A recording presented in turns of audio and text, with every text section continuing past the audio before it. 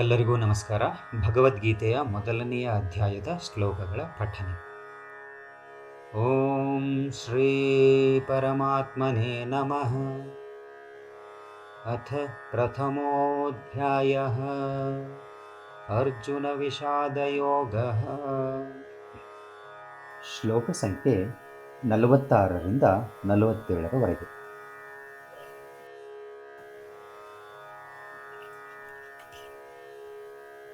ಯದಿ ಮಾಮಪ್ರತೀಕಾರಂ ಅಶಸ್ತ್ರಂ ಶಸ್ತ್ರಪಾಣಯಃ ಧಾರ್ತರಾಷ್ಟ್ರಾರಣೇ ಹನ್ಯುಃ ಸ್ತನ್ಮೇ ಕ್ಷೇಮತರಂ ಭವೇತ್.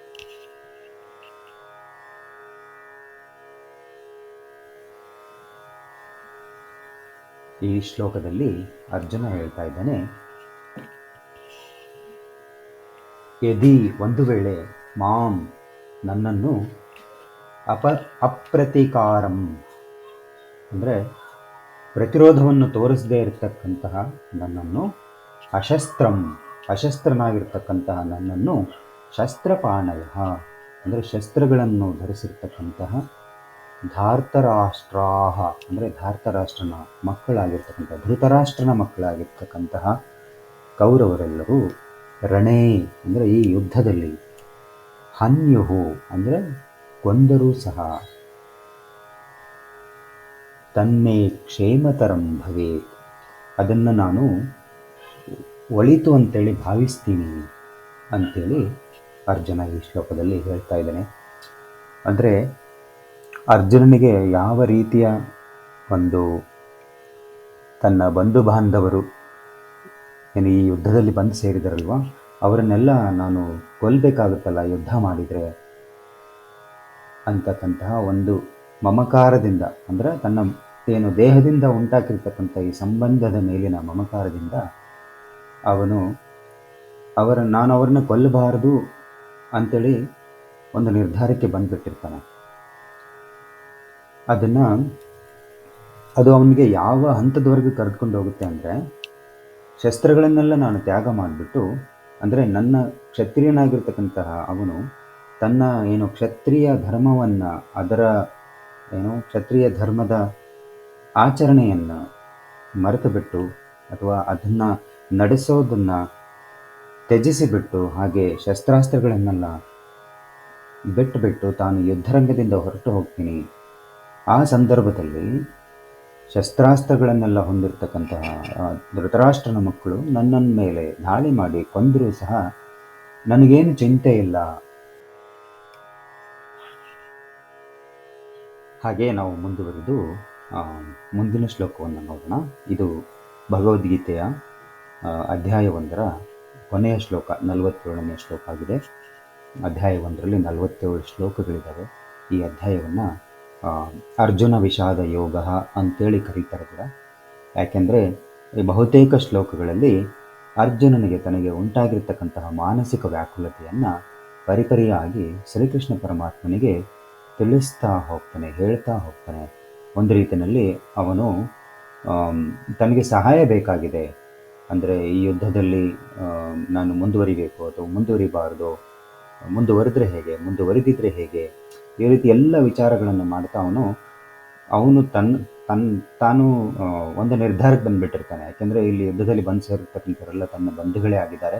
ಹಾಗಾಗಿ ಅವರನ್ನು ಕೊಂದು ನಾನು ಈ ರಾಜ್ಯವನ್ನು ಯಾಕೆ ಪಡೆದುಕೋಬೇಕು, ಇದರಿಂದ ಏನೇನೆಲ್ಲ ಅನಾಹುತಗಳಾಗ್ತವೆ, ಮುಂದೆ ಎಲ್ಲ ಕುಲ ಧರ್ಮಗಳು ನಾಶವಾಗ್ತವೆ, ಜಾತಿ ಧರ್ಮಗಳು ನಾಶವಾಗ್ತವೆ, ಕುಟುಂಬದ ಸಂಪ್ರದಾಯಗಳು ನಾಶವಾಗ್ತವೆ, ಹಿರಿಯರೆಲ್ಲರೂ ಹತರಾಗಿ ಹೋದರೆ ಆ ಕುಟುಂಬಗಳಲ್ಲಿ ಹುಟ್ಟಿರ್ತಕ್ಕಂತಹ ಮುಂದಿನ ತಲೆಮಾರುಗಳಿಗೆ ಪರಂಪರೆಯಿಂದ ಬಂದಿರತಕ್ಕಂಥ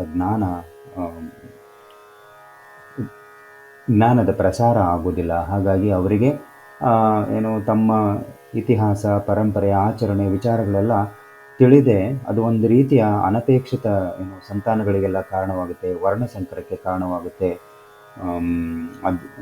ಮುಂದುವರಿದು ಮತ್ತೆ ಹಲವಾರು ವಿಚಾರಗಳನ್ನು ಏನೇನೆಲ್ಲ ತೊಂದರೆಗಳಾಗ್ತವೆ ಈ ಯುದ್ಧ ಮುಂದುವರೆದ್ರೆ ಅಂತೇಳಿ ಮುಂದೆ ಆಗಬಹುದಾಗಿರ್ತಕ್ಕಂತಹ ಎಲ್ಲ ಘನಘೋರ ವಿಪತ್ತುಗಳನ್ನೆಲ್ಲ ನೆನೆಸ್ಕೊಂಡ್ಬಿಟ್ಟು ತಾನು ಯುದ್ಧವನ್ನು ಮಾಡಬಾರ್ದು ಅಂತೇಳಿ ತೀರ್ಮಾನ ಮಾಡಿ, ಇನ್ನೇನು ಯುದ್ಧರಂಗದಿಂದನೇ ನಾನು ಹೊರಟೋಗ್ಬೇಕು ಅಂತೇಳಿ ವಿಚಾರವನ್ನು ಮಾಡ್ತಾ ಶ್ರೀಕೃಷ್ಣ ಪರಮಾತ್ಮನಿಗೆ ಈ ಶ್ಲೋಕವನ್ನು ಹೇಳಿದ್ದನ್ನು ನಾವು ನೋಡಿದ್ವಿ. ಸೊ ಹೀಗೆ ಬಹುತೇಕವಾಗಿ ಅರ್ಜುನನಿಗೆ ತನ್ನ ಮನಸ್ಸಿನಲ್ಲಿ ಉಂಟಾದ ವ್ಯಾಕುಲತೆಯನ್ನು ಇಲ್ಲಿ ಶ್ರೀಕೃಷ್ಣ ಪರಮಾತ್ಮನಿಗೆ ಹೇಳುವುದರಿಂದ ಈ ಯೋಗವನ್ನು ನಾವು ಅರ್ಜುನ ವಿಷಾದ ಯೋಗ ಅಂತೇಳಿ ಕರಿತೀವಿ. ಇಲ್ಲಿ ಶ್ರೀಕೃಷ್ಣ ಪರಮಾತ್ಮ ಇರುವುದರಿಂದ ವಿಷಾದದಂತಹ ಒಂದು ಪರಿಸ್ಥಿತಿಯು ಸಹ ಯೋಗಕ್ಕೆ ಸಮನಾಗುತ್ತೆ. ಅದು ಅಂತಹ ಒಂದು ಸಾಧ್ಯತೆ ಇಲ್ಲಿ ಶ್ರೀಕೃಷ್ಣ ಪರಮಾತ್ಮನ ಸನ್ನಿಧಾನದಿಂದ ಇದು ಸಾಧ್ಯವಾಗಿದೆ ಅಂತೇಳಿ ನಾವು ಹೇಳ್ಬೋದು. ಹಾಗೆ ನಾವು ಮುಂದುವರೆದು ಕೊನೆಯ ಶ್ಲೋಕ 47ನೇ ಶ್ಲೋಕವನ್ನು ನೋಡೋಣ. ಸಂಜಯ ಉವಾಚ ಏವಮುಕ್ತ್ವಾರ್ಜುನಃ ಸಂಖ್ಯೇ ರಥೋಪಸ್ಥ ಉಪಾವಿಶತ್ ವಿಸೃಜ್ಯ ಸಶರಂ ಚಾಪಂ ಶೋಕ ಸಂವಿಘ್ನ ಮಾನಸಃ. ಇಲ್ಲಿ ಸಂಜಯ ಹೇಳ್ತಾ ಇದ್ದಾನೆ, ಅಂದರೆ ಇಲ್ಲಿಯವರೆಗೂ ನಾವು ನೋಡಿರಬಹುದು ಶ್ರೀಕೃಷ್ಣ ಪರಮಾತ್ಮ ಮತ್ತು ಅರ್ಜುನ ನಡುವೆ ನಡೆದಿರ್ತಕ್ಕಂತಹ ಎಲ್ಲ ಸಂವಾದವನ್ನು ದಿವ್ಯ ದೃಷ್ಟಿಯನ್ನು ಹೊಂದಿರತಕ್ಕಂಥ ಸಂಜಯ ಅದನ್ನು ನೋಡ್ತಾನೆ ಮತ್ತು ಕೇಳ್ತಾನೆ. ಆ ಎಲ್ಲ ವಿಚಾರಗಳನ್ನು ಧೃತರಾಷ್ಟ್ರನಿಗೆ ವರದಿ ಮಾಡ್ತಾ ಇರ್ತಾನೆ. ಈ ಅಧ್ಯಾಯ 1ರ ಪ್ರಾರಂಭದ ಶ್ಲೋಕ ನಮಗೆ ಧೃತರಾಷ್ಟ್ರ ವಾಚ ಅಂತೇಳಿ ಪ್ರಾರಂಭವಾಗುತ್ತೆ. ಅಲ್ಲಿ ಧೃತರಾಷ್ಟ್ರ ಕೇಳ್ತಾನೆ ಸಂಜಯನಿಗೆ, ಏನು ಧರ್ಮಕ್ಷೇತ್ರೇ ಕುರುಕ್ಷೇತ್ರೇ ಸಮವೇತಾಯುತ್ಸವ ಮಾಮಕ ಪಾಂಡವಾಶ್ಚೈವ ಕಿಮಕುರ್ವತ ಸಂಜಯ ಅಂತೇಳಿ. ಅಂದರೆ ಧರ್ಮಕ್ಷೇತ್ರವಾಗಿರ್ತಕ್ಕಂತಹ ಕುರುಕ್ಷೇತ್ರದಲ್ಲಿ ಸೇರಿಕೊಂಡಿರ್ತಕ್ಕಂಥ ನನ್ನ ಮಕ್ಕಳು, ಮಾಮಕಾಹ ನನ್ನ ಮಕ್ಕಳು, ಮತ್ತು ಪಾಂಡವಾಶ್ಚೈವ ಪಾಂಡವರ ಮಕ್ಕಳು ಮತ್ತು ಅವರ ಎಲ್ಲ ಸೈನ್ಯಗಳು ಸೇರಿ ಏನು ಮಾಡ್ತಾ ಇದ್ದಾರೆ ಅಂದರೆ ಅವನಿಗೊಂದು ರೀತಿಯ ಏನೋ ಕುತೂಹಲನೂ ಇದೆ ಮತ್ತು ಒಂದು ಆತಂಕನೂ ಇದೆ ಅಲ್ಲಿ. ಯಾಕೆಂದರೆ ಅವನಿಗೆ ಗೊತ್ತಿದೆ, ಧೃತರಾಷ್ಟ್ರನಿಗೆ ತನ್ನ ಮಕ್ಕಳು ಅಧರ್ಮಿಗಳಾಗಿದ್ದಾರೆ ಅಂತೇಳಿ. ಅಲ್ಲಿ ಧರ್ಮಕ್ಷೇತ್ರವಾಗಿರ್ತಕ್ಕಂಥ ಕುರುಕ್ಷೇತ್ರದಲ್ಲಿ ಆ ಧರ್ಮಕ್ಷೇತ್ರದ ಪ್ರಭಾವ, ಯುದ್ಧದ ಪರಿಣಾಮದ ಮೇಲೆ ಅದು ತನ್ನ ಪ್ರಭಾವವನ್ನು ಬೀರಬಹುದು. ಪಾಂಡವರು ಧರ್ಮಿಗಳಾಗಿದ್ದಾರೆ, ಅವರ ಜೊತೆಗೆ ಶ್ರೀಕೃಷ್ಣ ಪರಮಾತ್ಮನಿದ್ದಾನೆ. ಹಾಗಾಗಿ ಏನಾಗಬಹುದು, ಅಲ್ಲಿ ಪಾಂಡವರು ಏನಾದರೂ ಗೆದ್ದುಬಿಡ್ತಾರಾ ಅಥವಾ ನನ್ನ ಮಕ್ಕಳು ಸೋತ್ ಬಿಡ್ತಾರೇನೋ ಅಂತಕ್ಕಂತಹ ಒಂದು ಅವನಿಗೆ ಆತಂಕ, ಮತ್ತು ಜೊತೆಗೆ ಅಲ್ಲಿ ಸೇರಿರ್ತಕ್ಕಂಥವರು ಯುದ್ಧ ಹೇಗೆ ನಡೀತಾ ಇದೆ ಅಂತಕ್ಕಂಥದ್ದು ಒಂದು ಕುತೂಹಲದಿಂದ ಅವನು ಕೇಳಿರ್ತಾನೆ. ಅದಕ್ಕೆ ಉತ್ತರವಾಗಿ ಸಂಜಯ ತನ್ನ ದಿವ್ಯ ದೃಷ್ಟಿಯಿಂದ ಯುದ್ಧರಂಗದ ಸನ್ನಿವೇಶಗಳನ್ನು, ಅಲ್ಲಿ ನಡೀತಾ ಇರತಕ್ಕಂಥ ಎಲ್ಲ ವಿಚಾರಗಳನ್ನು ತಿಳಿಸ್ಕೊಂಡು ಬರ್ತಾ ಇರ್ತಾನೆ. ಇದು ಕೊನೆಯ ಶ್ಲೋಕ ಈ ಅಧ್ಯಾಯ 1ರಲ್ಲಿ 47ನೇದು. ಇಲ್ಲಿ ಸಂಜಯ ಹೇಳ್ತಾನೆ, ಸಂಜಯ ಉವಾಚ ಏವಮುಕ್ತ್ವಾರ್ಜುನ ಸಂಖ್ಯೆ. ಅಂದರೆ ಹಿಂದಿನ ಶ್ಲೋಕ ಅರ್ಜುನ ಹೇಳಿರ್ತಾನೆ.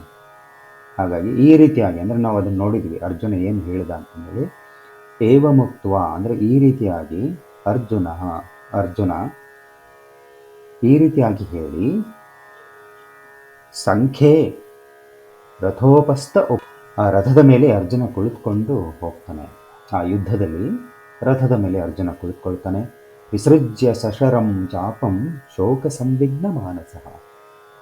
ಅವನು ವಿಸೃಜ್ಯ ಅಂದರೆ ಬಿಟ್ಟು ಅವನ ಕೈಯಿಂದ ಜಾರ್ತವೆ ನಾವು.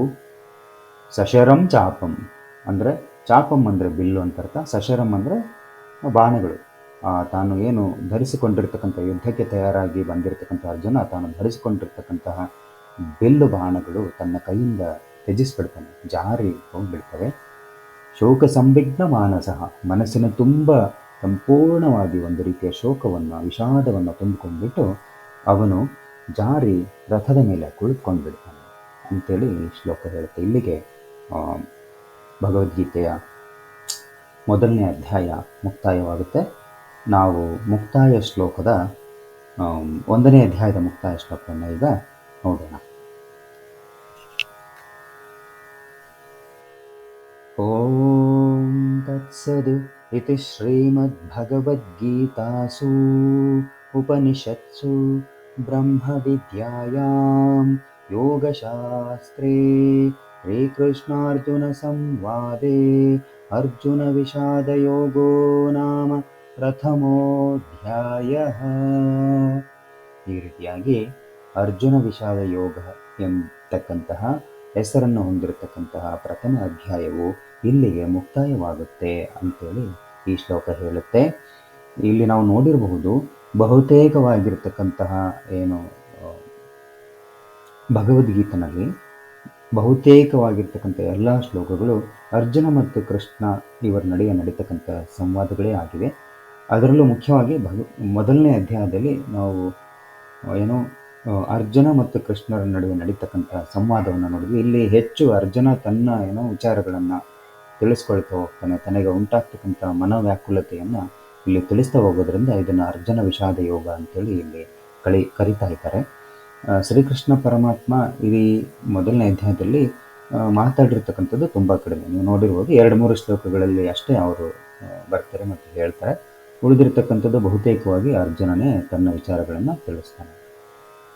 ಈ ಭಗವದ್ಗೀತೆ ಅಂತಕ್ಕಂತಹ ಗ್ರಂಥದಲ್ಲಿ ನಮಗೆ ಬ್ರಹ್ಮವಿದ್ಯೆಯನ್ನು ಮತ್ತು ಯೋಗಶಾಸ್ತ್ರದಲ್ಲಿರ್ತಕ್ಕಂಥ ಎಲ್ಲ ವಿಚಾರಗಳನ್ನು, ಉಪನಿಷತ್ತುಗಳಲ್ಲಿ ತಿಳಿಸಿರ್ತಕ್ಕಂಥ ವಿಚಾರಗಳನ್ನು ಒಂದು ರೀತಿಯ ಸಾರ ರೂಪದಲ್ಲಿ ಶ್ರೀಕೃಷ್ಣ ಪರಮಾತ್ಮ ಅರ್ಜುನನಿಗೆ, ತನ್ನ ಶಿಷ್ಯನೂ ಆಗಿರ್ತಕ್ಕಂಥ ಹಾಗೆ ಸ್ನೇಹಿತನೂ ಆಗಿರ್ತಕ್ಕಂಥ ಅರ್ಜುನನಿಗೆ ಒಂದು ಸಂವಾದ ರೂಪದಲ್ಲಿ ತಿಳಿಸ್ಕೊಂಡು ಹೋಗ್ತಾನೆ. ಇದನ್ನು ನಾವು ಮುಂದಿನ ಅಧ್ಯಾಯಗಳಲ್ಲಿ ನೋಡ್ತಾ ಹೋಗೋಣ. ಎಲ್ಲರಿಗೂ ಧನ್ಯವಾದಗಳು. ಇಲ್ಲಿಯವರೆಗೂ ಈ ವಿಡಿಯೋವನ್ನು ನೋಡಿ ಮತ್ತು ಕೇಳಿದ್ದಕ್ಕೆ ತಮ್ಮೆಲ್ಲರಿಗೂ ಧನ್ಯವಾದಗಳನ್ನು ಅರ್ಪಿಸ್ತೇನೆ.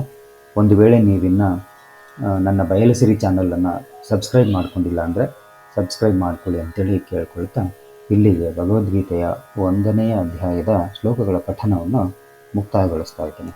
ಮತ್ತೊಮ್ಮೆ ಎಲ್ಲರಿಗೂ ಧನ್ಯವಾದಗಳು.